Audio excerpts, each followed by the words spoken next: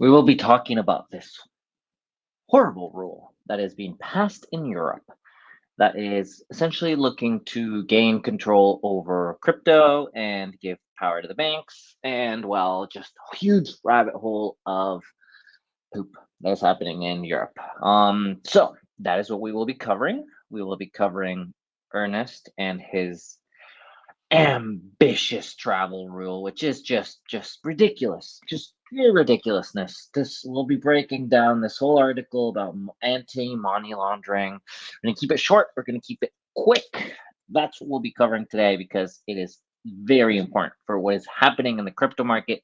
It's been getting kind of slipped through behind the scenes as people focus on Celsius and Theros Capital. And it seems like this just passed without many people paying attention. So it's important to look at what is happening in Europe. So let's get started.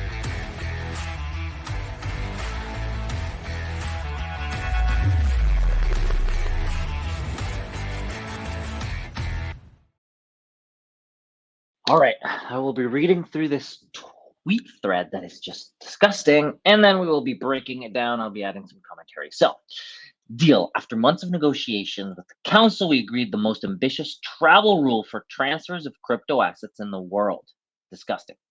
We are putting an end to the wild west of unregulated crypto. Not true.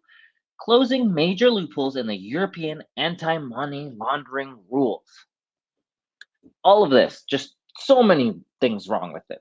Anyways, they are not actually regulating crypto, they are just monitoring transfers. The travel rule allows them to get access to information from users that are transferring money. From this recent report from Chainalysis, we can see that in 2020, there has, out of the total cryptocurrency transaction volume, the illicit share, as in all the criminal activity that was in crypto, was 0.62% of the total crypto industry. Even if we go to 2019, that had a high year of illicit activity, it was 3% of the total crypto transaction volume. 3%. Fiat is closer to 5 or 10% because they can't actually know how much is being used for crime. Whereas in crypto, everything can be tracked. So, just okay, let's jump back because this is just ridiculous. Okay. All crypto assets service providers become obliged entities under AMLD. Crypto ATMs are captured by the rules. The travel rule for crypto will apply to all transactions from CASPs from the first euro. Nasty. This is because transfers of crypto pose increased risk of smurfing, but the rules won't apply to P2P transfer where there is no obliged entity involved. So, they say the rules don't apply between person to person transfers because they literally cannot enforce that. They're acting as if they even have control over that. Anyways, let's continue because there's just so much. The regulation will also apply to transfers from and to unhosted wallets. Good luck. CASPs will be required to collect information and apply enhanced due diligence measures with respects to all transfers involving unhosted wallets on a risk basis. This makes no sense, but essentially all DeFi wallets, all unhosted wallets, which is any wallet that is outside of an exchange that has KYC, will be required to essentially have KYC in the European Union. Good luck with even enforcing that. But the biggest issue is going to be exchange to wallet on ramping cash to crypto. That's kind of where they're getting you. Verification of the identity of the beneficial owner of the unhosted wallet will be mandatory for large transfers above 1,000. Those are not large transfers. Anyways, like those are not large transfers. In case the transfer is made to or from the wallet belonging to the CASP's own client. CASPs, exchanges, mostly exchanges, some other on ramps, but mostly exchanges. Just think about it. Coinbase to DeFi wallet. 12 by 18 months after the entry into application, the Commission will assess the need to review regulation and add measures to mitigate the risk of unhosted wallets. There is no risk in unhosted wallets. Everything is trackable on chain. You do not need to KYC people to track everything they're doing. So many things wrong. CASPs will require to adopt internal policies, procedures, and controls to ensure compliance with targeted financial sanctions. This is very relevant as Russian oligarchs use crypto to circumvent EU and international sanctions. Bullshit. They've actually been using gold and oil. And actually, EU keeps paying Russia for oil and gas. So the justification to go after crypto is just so crap because actually, crypto has been used by Ukrainians and even Russians that are trying to escape that regime and don't want to be exposed to the fiat that is collapsing and doesn't work around them. And crypto has actually been saving the lower middle class. Also, if you really wanted to go after oligarchs, you would not impose a 1,000 euro travel um, measure because 1,000 euros does not go after oligarchs, it goes after the lower middle class. Oligarchs move millions, if not billions. So, again, this is just a big smokescreen. It's Putin's fault, essentially, is what they're saying. So much crap. Anyways, robust safeguards for data protection information will only be available to CASPs. Good luck with that again. Robust safeguards like these information databases get hacked all the time. So you're not only providing your KYC, but you're also hoping that they manage your KYC correctly, which they are notoriously bad at. Anyways, we'll have to ensure and handle store information securely and full respect requirements. Whatever. Yeah, good luck. Providing services abusively in the EU will be introduced in the context of whatever regulation and the scope, blah, blah, blah. And we will have to collect and transmit information on the initial originator and beneficiary along the chain. So they will essentially KYC your wallet and then track all the funds because it's super easy to do on chain, as we know. Anyways, travel rule will come into application when the MICA regulation will apply, 18 months after the entry into force. So we still have time. That is the good news. This is in any case much earlier entry into application than originally foreseen. That's the problem. As we file has been fast tracked regarding the rest of the AML packet. Yes, they fast tracked this, which is just nasty. I would like to thank my co-reporter. Fuck, I can't. I have to control my. But this is just anyway. Also bad. So yeah, comments. European leaders killing innovation. Here's an idea. Go. Yeah.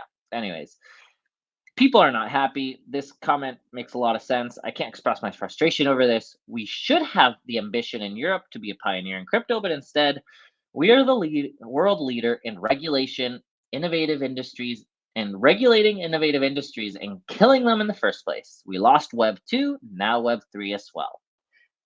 Very accurate. Anyways, moving on to kind of the news, breaking that down because that whole thread, just so many things we can see were wrong. Anti-money laundering provisional agreement reached on the transparency of crypto assets. Crypto is literally the most transparent form of payment. I do on-chain analysis all the time. You can track everything. You can track a hacker. You can track every transaction. It is way more transparent. Like if you used crypto for government spending, you could track all the crap that they spend on. This regulation is not doing that. As we can see, again, by Chainalysis, 3% in 2019, less than 0.6%.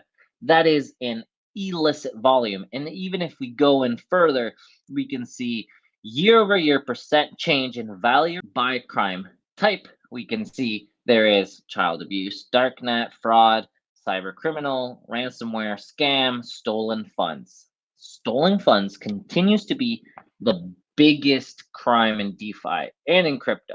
So really the issue is stolen funds, not the rest of the dark web that is mostly using US dollars. So this whole report breaks down how the whole money laundering situation is just a bad joke because it just doesn't justify any of their enforcement.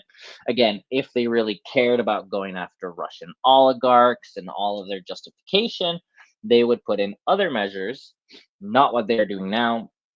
They depend too much on Russia for all this. So all of this is really just to control the population and control spending and make sure the population continues to use the euro that has been struggling for so long, because a lot of the younger population is switching to crypto, and the euro has been struggling not only for that, for so many other reasons, but it's mostly because they want their population to stay with crypto.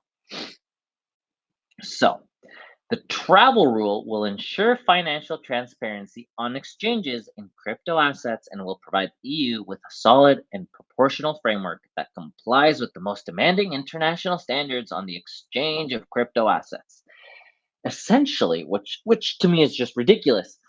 Europe, as we can see over here, Europe prepares to lead the world in regulating, freewheeling cryptocurrency industry at a time when prices have plunged, wiping out fortunes, fueling skepticism, and sparking calls of tighter scrutiny. Essentially, the European Union took a first step late Wednesday by agreeing on new rules subjecting cryptocurrency transfers to the same money laundering rules as traditional banking transfers. It's not true, they are not the same. They are way more aggressive. Essentially, the EU was late to a soccer game, football game, and they said, "Oh, I suck at playing. What can I do? I'm going to be the referee and I'm going to take the ball away because I don't like that other people are playing." That is just a whole breakdown of what is happening here. It's pretty ridiculous. The EU is focusing on regulation instead of focusing on innovation, and it's gonna come back and hurt them. So that is a quick wrap up on what is happening in the EU. If you are in Europe, write to your Congress, write to your representative. Your voice needs to be heard that you do not agree with these measures. It's very important that you do speak up. Your vote matters. Writing letters. I believe Coinbase had a big paper against this. A lot of exchanges are trying to fight this, lobbying, so on. So it is very important to speak up, to be heard, and to say that you don't want them to stifle innovation. Um, I'm not in Europe anymore, luckily, but uh, as they say, they want to be Europe is the first comprehensive piece of crypto regulation, and we think that there will be a lot of jurisdictions that will look closely into how the EU has dealt with it since the EU is first here. They just think that they're special because they're the first people to make rules, and that is one not true, but also they're stifling innovation. If they want to be good, they would just set growth rules, not these draconian rules of controlling money and justifying it against Putin's fault. So, this whole ramble was to say you should watch out, be careful out there. This is going to affect a lot of exchanges. Again, if you have money on exchanges, I've said it in the last 3 videos, take your money off exchanges now, self custody. It's very important to be in charge of your own funds, especially now that they are trying to track everything. So, good luck out there. Stay safe. Remember, if you guys have questions about this, we cover this all in the Bird Nest. We cover it in Discord. Join the free trial, get in there, ask questions, drop some comments here. If you had other questions about it, I can do a follow-up video. Uh, won't take it too long because this is just a quick update. It was important. It's a lot that's happening in Europe. So catch you in the next one. Take care out there. Peace.